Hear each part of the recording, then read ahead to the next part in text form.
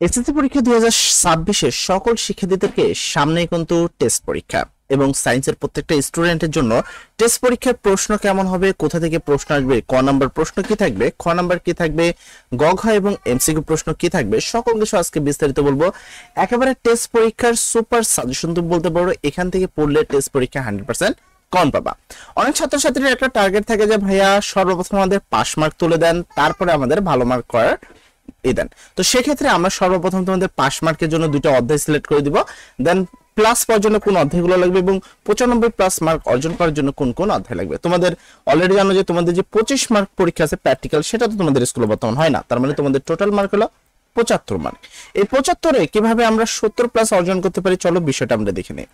প্রথমে কোন কোন অধ্যায় পড়বা, তোমাদের সিলেবাসে আছে অধ্যায় 3, অধ্যায় 4, অধ্যায় 5, অধ্যায় 6, অধ্যায় 7 এবং অধ্যায় 11। এই কয়টা অধ্যায় আছে। এর মধ্যে আমি যদি বলি খনিজ সম্পদ অধ্যায় থেকে সৃজনশীল প্রশ্ন থাকবে 2টি, রাসায়নিক বন্ধন থেকে পর্যায় সারণী থেকে থাকবে 2টি, তারপর মৌলের এখান থেকে থাকবে 2টি, আর বাকিগুলো একটা একটা করে থাকবে। এখানে একটা, এখানে একটা, এখানে একটা, তাহলে টোটাল হলো 9টি প্রশ্ন। 9টি হবে না, তবে 8টা হবে। তার মানে এই দুই জায়গা থেকে যে 3টা প্রশ্ন থাকবে, আর এখানে একটা প্রশ্ন, এখানে একটা, এখানে একটা। এখন টোটাল প্রশ্নের উত্তর করতে হবে 4টি। তো তোমাকে আমি সিলেক্ট করে দিলাম। এখন কথা হলো, কোন ছাত্র যদি বলে ভাই আমি শুধু পাস মার্ক তুলতে চাই, তাহলে আমি কোন অধ্যায় পড়বো? সেক্ষেত্রে আমি তোমাকে সর্বপ্রথম বলবো অধ্যায় 4 পড়ার জন্য। অধ্যায় 4 পর্যায় সারণী, এবং তারপরে তুমি পড়তে পারো অধ্যায় 5 রাসায়নিক বন্ধন।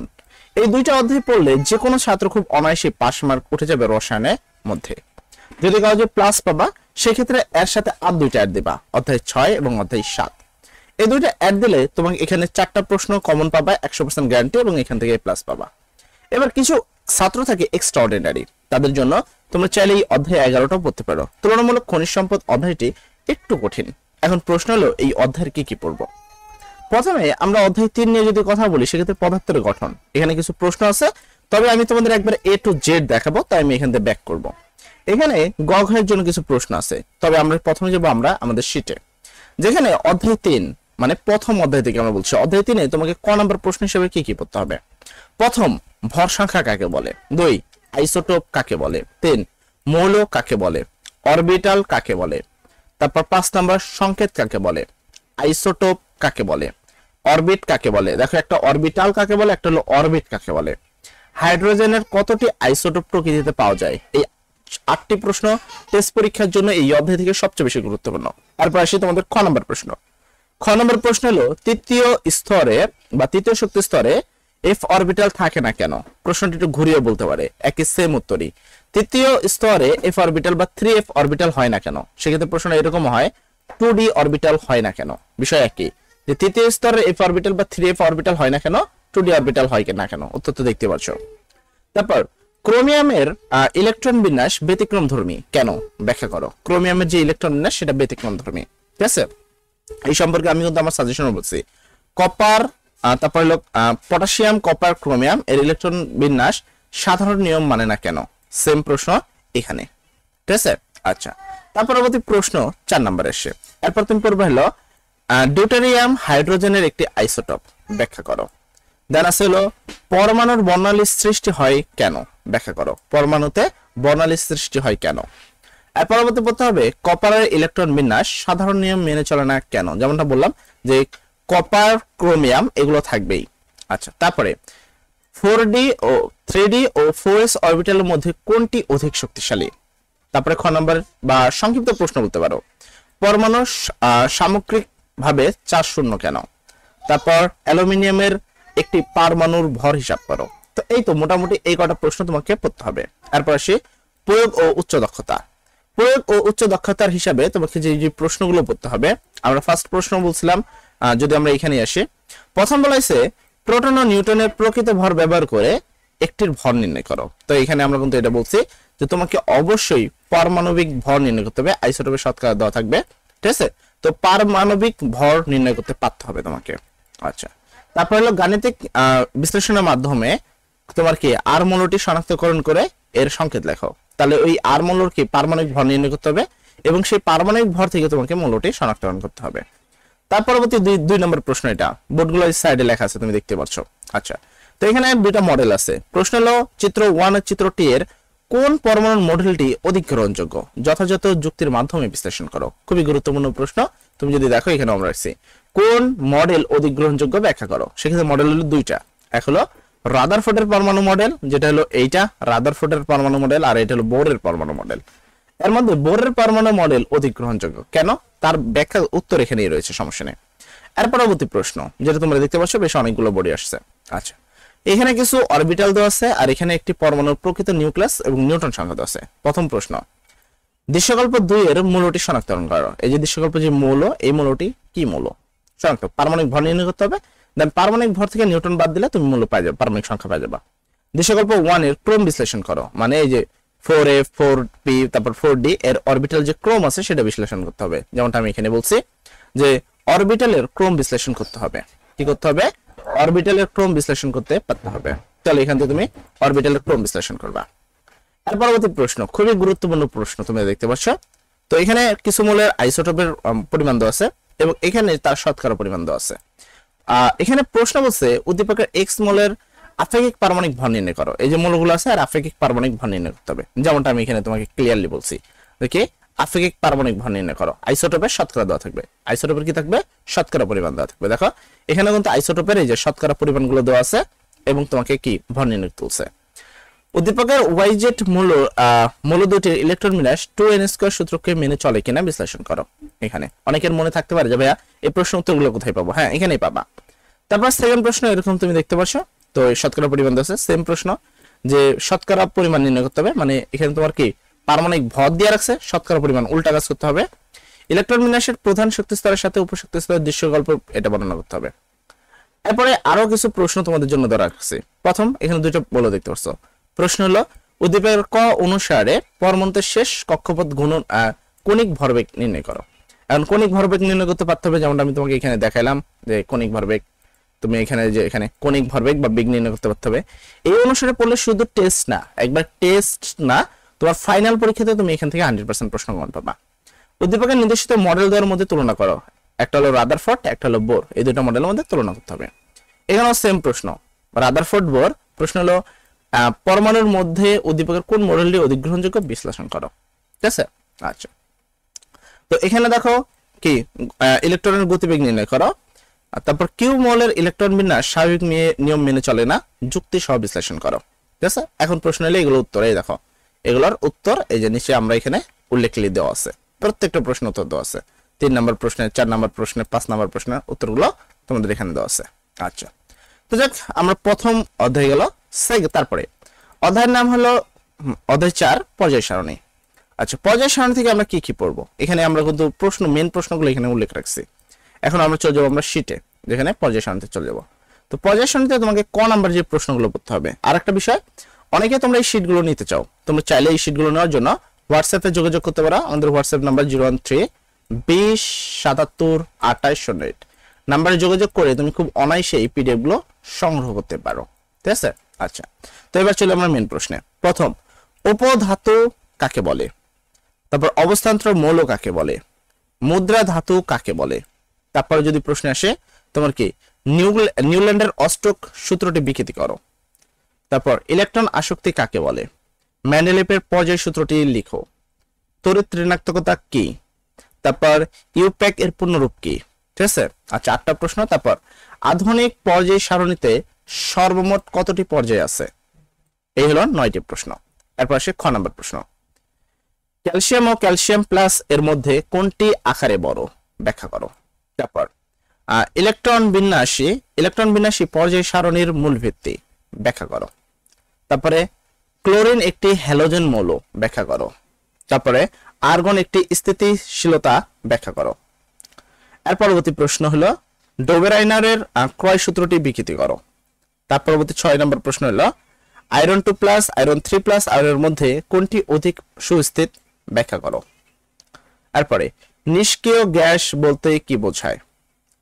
হাইড্রোজেনকে গ্রুপ 1 এর স্থান দেওয়া হয়েছে কেন? আচ্ছা, তারপর ক্রিপ্টন স্থিতিশীল কেন, ব্যাখ্যা করো। তারপর হিলিয়ামকে গ্রুপ 18 তে স্থান দেওয়া হয়েছে কেন, ব্যাখ্যা করো। তো এই হলো তোমাদের খ নম্বর প্রশ্ন। এরপর আসি ঘ নাম্বার, যেমনটা আমি তোমাদের এখানে প্রশ্ন রাখছি, পর্যায় সারণীতে অবস্থান নির্ণয় করতে হবে, পারমাণবিক আকার ব্যাসার্ধের ক্রম বিশ্লেষণ করতে হবে, আয়নীকরণ শক্তি, ইলেকট্রন আসক্তি, তড়িৎ ঋণাত্মকতার ক্রম বিশ্লেষণ করতে হবে, হাইড্রোজেনের অবস্থান ব্যাখ্যা, ফ্লোরিনের অবস্থান ব্যাখ্যা করতে হবে। তো সেই অনুসারে আমরা এবার এটা দেখি।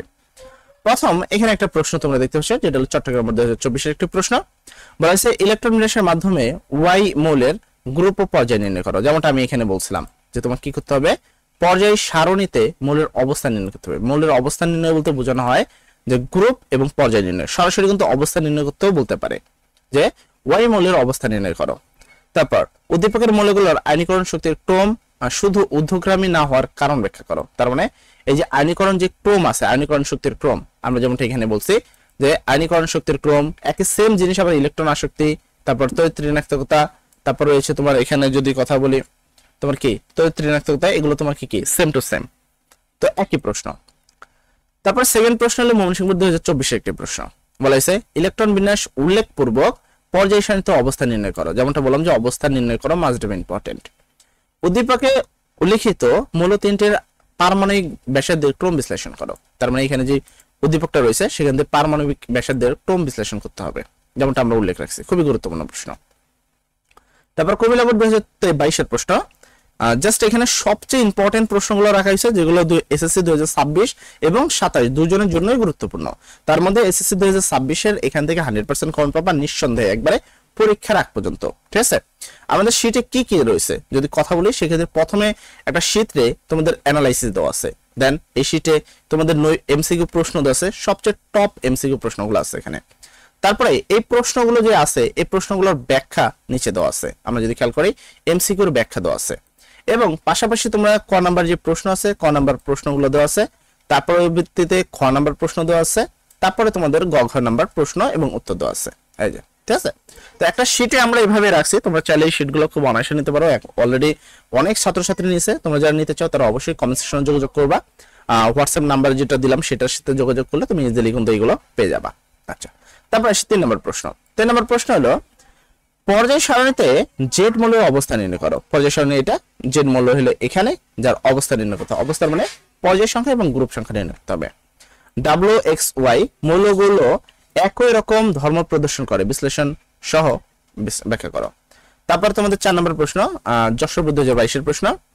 1 নং এর মৌলসমূহের ধাতব ধর্ম ব্যাখ্যা করো। 2 নং এর মৌলসমূহ একই গ্রুপের অন্তর্ভুক্ত কিনা বিক্রিয়া সহ দেখাও।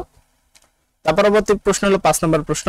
ঠিক আছে, উদ্দীপকের এক গ্রুপের ধাতব ধর্মের ব্যাখ্যা দাও।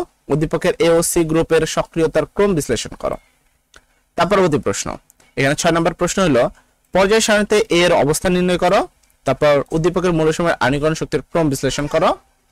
তুমি একবারে দেখবা টেস্ট অথবা তুমি প্রি টেস্টের সাথে মিলাও, প্রি টেস্টও এখান থেকে 100% প্রশ্ন হুবহু কমন হয়েছে। ঠিক আছে, তুমি প্রি টেস্ট মিলালেই বুঝতে পারবে যে আসলে টেস্টে তুমি কতটা কমন পাবা, কারণ আমাদের প্রত্যেকটা সাজেশন সুপার সাজেশন, প্রত্যেকটা সাজেশন থেকে তুমি 100% প্রশ্ন কমন পাবা, এই সম্পর্কে তুমি নিঃসন্দেহে থাকতে পারো। আচ্ছা, 7 নম্বর প্রশ্ন হলো ইলেকট্রন বিন্যাসের মাধ্যমে XZ W মৌলের পর্যায় মানে পর্যায় সারণীতে অবস্থান নির্ণয় করো। তারপর YZ W মৌল ত্রয়ের ইলেকট্রন আসক্তি এবং পারমাণবিক ব্যাসার্ধের ক্রম বিশ্লেষণ করো। সেম এখানে 8 নম্বর প্রশ্ন রয়েছে, তুমি এখানে দেখতে পারো। মোটামুটি এই কটা প্রশ্ন বললে তোমার আর তেমন একটা পড়ার প্রয়োজন পড়বে না। এই প্রশ্নগুলোই প্র্যাকটিসের জন্য কিন্তু বেশি দেওয়া হয়েছে আর কি, 10টা করে 10টা দেওয়া হয়েছে, এমনি 6টা প্রশ্ন পড়লেই না। তাহলে আমরা এখানে বুঝতে পারলাম আমাদের পর্যায় সারণীতে অবস্থান নির্ণয় করতে হবে, পারমাণবিক আকার বা ব্যাসার্ধের ক্রম বিশ্লেষণ করতে হবে, আয়নীকরণ শক্তি, ইলেকট্রন আসক্তি, তড়িৎ ঋণাত্মকতা ক্রম বিশ্লেষণ করতে হবে, তারপর হাইড্রোজেনের অবস্থান ব্যাখ্যা করতে হবে, ফ্লোরিনের অবস্থান ব্যাখ্যা করতে হবে। তাহলে আমাদের এটা শেষ। তার পরবর্তী অধ্যায়ের নাম হলো রাসায়নিক বন্ধন। রাসায়নিক বন্ধন অষ্টক ও 2 এর নিয়ম মানে কিনা এটা করতে হবে, আয়নীকরণ শক্তির বন্ধন গঠন ব্যাখ্যা করে কিনা, সমযোজী বন্ধন গঠন প্রক্রিয়া ব্যাখ্যা করে না, কে পানিতে দ্রবণীয়, কে বিদ্যুৎ পরিবাহী, কার গলন গ্যাস পূর্ণাঙ্ক বেশি। এবার চলো মেইন প্রশ্নগুলো দেখি। তো আমরা গেলাম আমাদের শীটে এবং চলে গেলাম পরের অধ্যায়ে।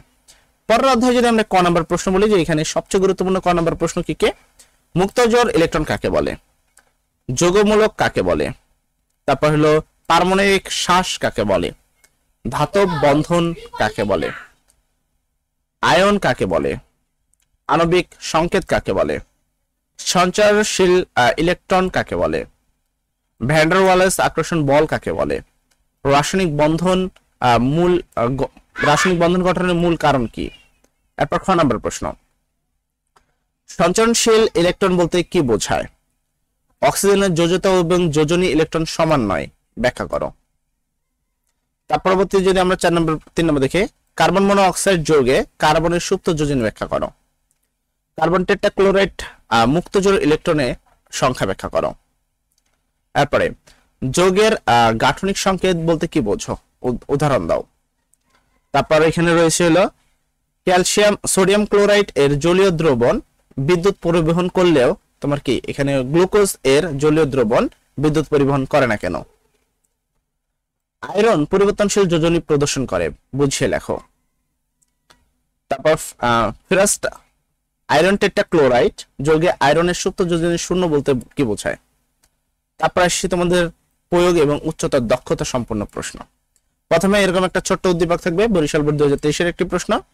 বলছে PS3 যৌগটির গঠন 2 এর নিয়ম অনুসরণ করে, ব্যাখ্যা করো। আমি যেমনটা বললাম যে অষ্টক নিয়ম অথবা 2 এর নিয়ম, এই প্রশ্নটা গুরুত্বপূর্ণ, ঠিক আছে? তো এখানে যেমনটা তুমি দেখতে পাচ্ছিলে, আমি যদি এখানে দেখাই, আমি কিন্তু এখানে বলছিলাম যে অষ্টক এবং 2 এর নিয়ম মানে কিনা এটা তোমাকে ব্যাখ্যা করতে পারতে হবে। তো PCl যৌগটির গঠন 2 এর নিয়ম অনুসরণ করে কিনা ব্যাখ্যা করো। তারপর QS4 এবং হলো RS যৌগ দুইটি পানিতে দ্রবণীয় হবে কিনা উত্তরের সাপেক্ষে যুক্তি দাও। এরপর তুমি করতে পারো কুমিল্লা বোর্ড 2023 এর প্রশ্ন। তোমরা চাইলে যদি তোমাদের কাছে সাপ্লিমেন্ট থাকে বা ইজি টেস্ট থাকে, সেখান থেকে তোমরা এই বোর্ডগুলো করে নিলেও কিন্তু হয়ে যাবে, সমস্যা নেই। আচ্ছা, প্রথম প্রশ্ন, উদ্দীপকের P এর বিদ্যুৎ পরিবহনের কৌশল বিশ্লেষণ করো। উদ্দীপকের যে P আছে, এই যে P এর বিদ্যুৎ পরিবহন কৌশল ব্যাখ্যা করতে হবে। QS2 এবং R2 এর মধ্যে কোনটি পানিতে দ্রবণীয় হবে, বিশ্লেষণ করো। আচ্ছা, তারপরে বোর্ড হলো রাজশাহী বোর্ড 2022 এর প্রশ্ন। এখানে PQ2 যৌগের কোন ধরনের বন্ধন বিদ্যমান, ব্যাখ্যা করো। তাহলে এখানে P যে হলো তোমার কি, তারপর হলো Q2 যেটা হলো কার্বন ডাই অক্সাইড হলো সমযোজী বন্ধন গঠন করে, কেন সেটা বললে হবে।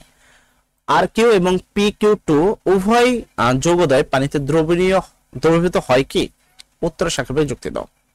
তার পরবর্তী হলো Jessore board 2022, Barisal board 2019। A ও C দ্বারা গঠিত যৌগ অষ্টক নিয়ম না মানলেও B ও C দ্বারা গঠিত যৌগ অষ্টক নিয়ম মেনে চলে, বিশ্লেষণ করো। 5 নম্বর প্রশ্ন। তোমার প্রশ্ন হলো এখানে বলছে উদ্দীপকে A যৌগের বন্ধন গঠন চিত্র সহ ব্যাখ্যা করো। A, C ও D এর কোনটি পানিতে দ্রবণীয়, যুক্তি সহ বিশ্লেষণ করো। তারপরে তার পরবর্তী প্রশ্ন হলো বরিশাল বোর্ড 2008। তো প্রথম প্রশ্ন হলো A ও D মৌল দ্বারা গঠিত যৌগের বন্ধন গঠন প্রক্রিয়া ব্যাখ্যা করো। D মৌলটি পরিবর্তনশীল যোজনী প্রদর্শন করে, বিশ্লেষণ করো। তারপরে হলো গ ঘ প্রশ্ন, ঠিক আছে? 7 নম্বর প্রশ্ন। তো এগুলো তোমাকে সেমি প্রায় তেমন একটা ভিন্ন নয়। আয়নের যৌগের বন্ধন গঠন প্রক্রিয়া ডায়াগ্রাম সহ ব্যাখ্যা করো। উদ্দীপকের যৌগদ্বয়ের গলনাঙ্ক স্ফুটনাঙ্ক ভিন্নতা দেখা যায়, যুক্তি সহ ব্যাখ্যা করো। তারপরে A যৌগের বন্ধন গঠন প্রক্রিয়া চিত্র সহ ব্যাখ্যা করো। AC/D যৌগত্রয়ের মধ্যে কোনটি পানিতে দ্রবণীয়, বিশ্লেষণ। সেম প্রশ্নগুলো প্রায় সেম, পানিতে কোনগুলো দ্রবণীয় কোনগুলো নয়। তো উত্তর কিন্তু এখানে নিচে তোমাদের থাকবে, যারা পিডিএফ গুলো নিবা তারা ইজিলি এগুলো পেয়ে যাবা।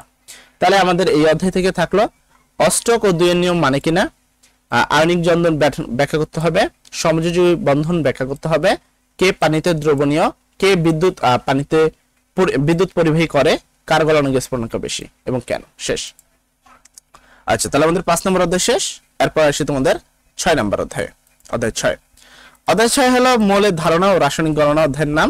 এখান থেকে আমাদের মূলত করতে হবে শতকরা সমঝোতা নির্ণয় করতে হবে, স্থূল সংকেত বা আণবিক সংকেত বের করতে হবে, কোনটি লিমিটিং বিক্রিয়ক বা কে আগে নিঃশেষ হবে, মোলারিটি বা ঘনমাত্রা নির্ণয় করা, প্রত্যাশিত উৎপাদ না পাওয়ার কারণ, ঠিক আছে? তো এগুলো কোনগুলো করবো, চলো আমরা এবার এটা দেখে নিই। এরপর 6 নম্বর অধ্যায়। 6 নম্বর অধ্যায়ে প্রথম হলো মোল কাকে বলে। মোলারিটি কাকে বলে, শতকরা সংযুক্তি কাকে বলে, স্থূল সংকেত কাকে বলে। তারপর হলো প্রমাণ অবস্থায় 1 মোল গ্যাসের আয়তন কত লিটার। এরপরে বেকিং পাউডারের মূল উপাদান কি, স্টয়কিওমেট্রি কাকে বলে, অ্যানালার কাকে বলে। তারপর লিমিটিং বিক্রিয়ক কাকে বলে। এই 9টা প্রশ্ন। তারপরে আসে খ নাম্বার বা সংক্ষিপ্ত প্রশ্ন, ঠিক আছে? এখানে করতে হবে এসটিপি তে মিথেনের মোলার আয়তন ব্যাখ্যা করো। 0.01 মোলারিটি হাইড্রোক্লোরিক দ্রবণ বলতে কি বোঝায় ব্যাখ্যা করো। খাদ্য লবণে ক্লোরিনের শতকরা সংযুক্তি নির্ণয় করো। তারপর m/2 সোডিয়াম কার্বনেট দ্রবণ বলতে কি বোঝায়। মোলারিটি তাপমাত্রার উপর নির্ভর করে না, কেন ব্যাখ্যা করো। তারপর অ্যালুমিনিয়াম অক্সাইড হাইড্রোক্লোরিক অ্যাসিড বিক্রিয়া করে ড্যাশ প্লাস পানি উৎপাদনের সমতা বিধি লেখো। এরপর আসি 7 নম্বর প্রশ্ন। ভিনেগার এক ধরনের খাদ্য সংরক্ষক, বুঝিয়ে লেখো। একটি গ্যাসের মোলার আয়তন 22.4 লিটার বলতে কি বোঝো। বেনজিন ও ইথাইনের স্থূল সংকেত একই, বুঝিয়ে লেখো। দুটি ভিন্ন যৌগের স্থূল সংকেত একই হতে পারে, উদাহরণ সহ বুঝিয়ে লেখো। তারপর আসছে তোমাদের উচ্চতর দক্ষতা মানে প্রয়োগ গঘ প্রশ্ন। প্রথম করতে হবে ঢাকা বোর্ড 2023 প্রশ্ন। এরকম কিছু দেওয়া থাকবে, বলা হবে উদ্দীপকের মোলারিটি উদ্দীপকের যৌগটির একটি অণুর ভর নির্ণয় করো। উদ্দীপকের দ্রবণটি সেমিমোলার কিনা তোমার কি গাণিতিক ভাবে বিশ্লেষণ করো। তারপর 2 নম্বর প্রশ্ন, যেটা হলো তোমার ঢাকা বোর্ড 2023 প্রশ্ন। প্রশ্ন হলো উদ্দীপকে উৎপাদকটির শতকরা সংযুক্তি নির্ণয় করো। উদ্দীপকের বিক্রিয়ায় লিমিটিং বিক্রিয়ক কোনটি, গাণিতিক ভাবে বিশ্লেষণ করো। এরপর রাজশাহী বোর্ড 2023 প্রশ্ন। এই যৌগের আণবিক ভর 90 গ্রাম, যৌগটির আণবিক সংকেত নির্ণয় করো। এই যৌগের অবশিষ্ট ভর থেকে 500 মিলিলিটার ডেসিমোলার দ্রবণ প্রস্তুত করা যাবে কিনা, গাণিতিক ভাবে বিশ্লেষণ করো। এরপর একটা হলো চট্টগ্রাম বোর্ড 24 প্রশ্ন, 4 নম্বরটা। বলা হয়েছে 2 নং উদ্দীপক হতে প্রাপ্ত অ্যাসিডের স্থূল সংকেত নির্ণয় করো। এই যে এইটা থেকে স্থূল সংকেত নির্ণয় করতে হবে। উদ্দীপকের 1 নং হতে তোমার কি 57.5 গ্রাম যৌগিক গ্যাস পেতে কি পরিমাণ বিক্রিয়ক প্রয়োজন, গাণিতিক ভাবে বিশ্লেষণ করো। এরপর 5 নম্বর প্রশ্ন। এ পাত্রের মোলারিটি নির্ণয় করো। বি পাত্রের স্থূল সংকেত এবং আণবিক সংকেত একই বিশ্লেষণ করো। ঠিক আছে, দেন প্র্যাকটিস প্রশ্ন। ঠিক আছে, প্র্যাকটিস করার জন্য এ পাত্রের তোমার শতকরা সংযুক্তি নির্ণয় করো। উদ্দীপকের সংমিশ্রণে কোনটি লিমিটিং বিক্রিয়ক হিসেবে কাজ করে, ব্যাখ্যা করো। 7 নম্বর প্রশ্ন। ঘটনা 1 এর আণবিক সংকেত নির্ণয় করো। তারপর হলো এখানে উৎপাদিত মানে পাওয়া যাবে কিনা সেটা। ঠিক আছে, তো এই তো মোটামুটি প্রশ্ন।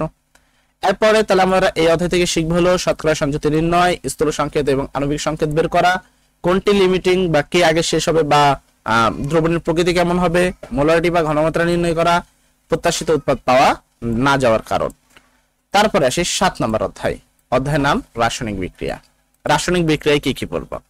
রাসায়নিক বিক্রিয়ায় পড়ব বিক্রিয়াটিকে জারণ বিজারণ বিক্রিয়া বা রেডক্স বিক্রিয়া। একই সাথে প্রতিস্থাপন অধ্যক্ষেপণ বিক্রিয়া প্রদর্শন করে, মানে বিক্রিয়াটিকে জারণ বিজারণ ও তোমার কি প্রতিস্থাপন বিক্রিয়া। তারপর লাসা তেলের নীতি ব্যাখ্যা করো। বাণিজ্যিক ভাবে কিভাবে তোমার অ্যামোনিয়া লাভজনক হয়। তারপর নাইট্রোজেন ডাই অক্সাইডের তাপমাত্রা ঘনমাত্রা এবং চাপের প্রভাব বিশ্লেষণ করো। তখন প্রশ্ন হলো কি ধরনের থাকবে, তো চলো আমরা সেটাও দেখে নিই। প্রথম আসি ক নম্বর প্রশ্নে। ক নম্বর প্রশ্ন হলো বিক্রিয়ার হার কাকে বলে, উভয়মুখী বিক্রিয়া কাকে বলে, জারণ সংখ্যা কাকে বলে, দহন বিক্রিয়া কাকে বলে, লাসা তেলের নীতিটি বিকৃতি করো, কেলাস পানি কাকে বলে, রাসায়নিক সাম্যাবস্থা কাকে বলে, তারপরে সমাণু কাকে বলে, প্রশমন বিক্রিয়া কাকে বলে। খ নম্বর প্রশ্ন। জারণ সংখ্যা ও যোজনী 1 নয় ব্যাখ্যা করো। যৌগে ক্ষার ধাতু সমূহ জারণ সংখ্যা +1 ব্যাখ্যা করো। এরপর প্রশ্ন হলো এটা সোডিয়াম প্লাস এর একটি জারক ব্যাখ্যা করো। প্রশমন বিক্রিয়ায় তাপ শক্তি ধ্রুব থাকে না কেন, ব্যাখ্যা করো। এরপরে লোহার মরিচা পড়া একটি রাসায়নিক পরিবর্তন ব্যাখ্যা করো। পিঁপড়ার কামড়ের ক্ষতস্থানে চুন ব্যবহার করা হয় কেন, ব্যাখ্যা করো। রাসায়নিক সাম্যাবস্থায় একটি চলমান প্রক্রিয়া ব্যাখ্যা করো। তারপর অ্যামোনিয়া ক্লোরাইড এর জলীয় দ্রবণ অম্লীয় ব্যাখ্যা করো। এর পরবর্তী প্রশ্ন হলো ফ্লোরিনকে জারক বলা হয় কেন, ব্যাখ্যা করো। মৌমাছির কামড়ে ক্ষতস্থানে চুন লাগানো হয় কেন, ব্যাখ্যা করো। অ্যাসিডিটির সমস্যায় অ্যান্টাসিড জাতীয় ওষুধ কিভাবে কাজ করে। প্রাকৃতিকভাবে তামা ও অ্যালুমিনিয়ামের ক্ষয়রোধ কিভাবে হয়। পানি বিশ্লেষণ এবং পানি যোজন বিক্রিয়া 1 নয় বুঝিয়ে লেখো। এরপর আসি তোমাদের গঘ প্রশ্ন। তো গঘর লিগে কি কি প্রশ্ন পড়বা। আচ্ছা, গঘর জন্য প্রথম প্রশ্ন হলো ঢাকা বোর্ড 2024 প্রশ্ন। তো ঢাকা বোর্ড 2024 এর প্রশ্নটা পড়বা। তো এখান থেকে আমাদের প্রথম এক নং বিক্রিয়াটি রেডক্স বিক্রিয়া ব্যাখ্যা করা। আমি যেমনটা বললাম যে বিক্রিয়াটা এক নং যে বিক্রিয়াটা জারণ বিজারণ বিক্রিয়া প্রদর্শন করা অথবা রেডক্স বিক্রিয়া। তারপরে পরবর্তী প্রশ্ন হলো যশোর বোর্ড 2024 এর প্রশ্ন হলো এক নং বিক্রিয়াটি দুই প্রকার বিক্রিয়াকে সমর্থন করে, যুক্তি দাও। তো এক নং যে বিক্রিয়া আছে এটা দুই রকম বিক্রিয়া প্রদর্শন করে, সেটাকে যুক্তি দিতে হবে। তারপরে উদ্দীপকের বিক্রিয়ায় লাসেতালের নীতির প্রয়োগ ঘটে কি, যুক্তি সহ ব্যাখ্যা করো। তারপরে 1 ও 2 নং বিক্রিয়াটি দুইটির উভয় সংযোজন বিক্রিয়া হলেও কেবল একটি সংশ্লেষণ বিক্রিয়া, যুক্তি দাও। তারপর উদ্দীপকের 1 নং বিক্রিয়া জারণ বিজারণ বিক্রিয়া ঘটেছে কিনা ব্যাখ্যা করো। উদ্দীপকের 2 ও 3 নং বিক্রিয়া ভিন্ন প্রকৃতির, ব্যাখ্যা করো। 6 নাম্বার উদ্দীপকের 1 নং বিক্রিয়াটি ইলেকট্রন স্থানান্তরের মাধ্যমে ঘটে, মানে জারণ বিজারণ প্রক্রিয়া। উদ্দীপকের 2 নং বিক্রিয়াটি কোন কোন রাসায়নিক বিক্রিয়াকে সমর্থন করে, ব্যাখ্যা করো। 7 নম্বর প্রশ্ন বরিশাল বোর্ড 2023 এর 1 ও 2 নং দ্রবণের সংমিশ্রণ, ঠিক আছে, উৎপাদন লবণের কেন্দ্রীয় পরমাণু জারণ সংখ্যা বের করো। তারপর 2 ও 3 নং দ্রবণে 1 নং এর দ্রবণ পৃথকভাবে যোগ করলে সংগঠিত বিক্রিয়া একই হবে কিনা বিশ্লেষণ করো। তারপর সেম 2 নং বিক্রিয়াকে দেখাও যে এটা একটা জারণ বিজারণ যুগপৎ বিক্রিয়া। তারপর কিছু প্র্যাকটিস প্রশ্ন আছে এবং প্রতিটি প্রশ্নের উত্তর নিচে উল্লেখ রয়েছে, এই যে প্রতিটি প্রশ্নের উল্লেখ রয়েছে। আচ্ছা, তারপরে চলে যাব তোমাদের শেষ অধ্যায়ের নাম হলো 11। এটা হলো খনিজ সম্পদ। এখান থেকে প্রশ্ন থাকবে 2টা।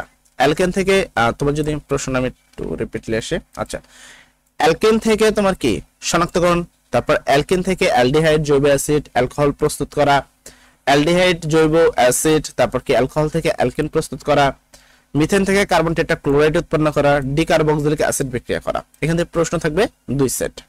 এখন চলো এই অধ্যায় থেকে আমরা দেখে নিই যে কি কি পড়বা, ঠিক আছে। আচ্ছা, এই অধ্যায়ে সর্বপ্রথম আমরা যদি ক নাম্বার বলি, আর একটা কথা আবার বলছি, যাদেরকে এই শীটগুলো শুধু যে এই শীটটাই দেওয়া হবে এমন নয়, মাত্র 100 টাকার বিনিময়ে তোমাকে এই শীটটা দেওয়া হবে, হ্যান্ড নোট শীট দেওয়া হবে, ঠিক আছে, সাথে টেস্ট পেপার দেওয়া হবে।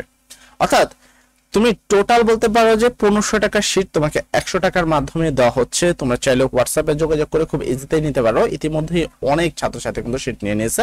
টেস্ট পরীক্ষায় যদি তোমরা একটা প্রপার প্রস্তুতি নিতে চাও তাহলে অবশ্যই যোগাযোগ করতে পারো। আর অল সাবজেক্ট মানে 13টা সাবজেক্ট যদি সম্পূর্ণভাবে নিতে চাও সেক্ষেত্রে মাত্র 500 টাকার বিনিময়ে তুমি ইজিলি নিতে পারো, ঠিক আছে।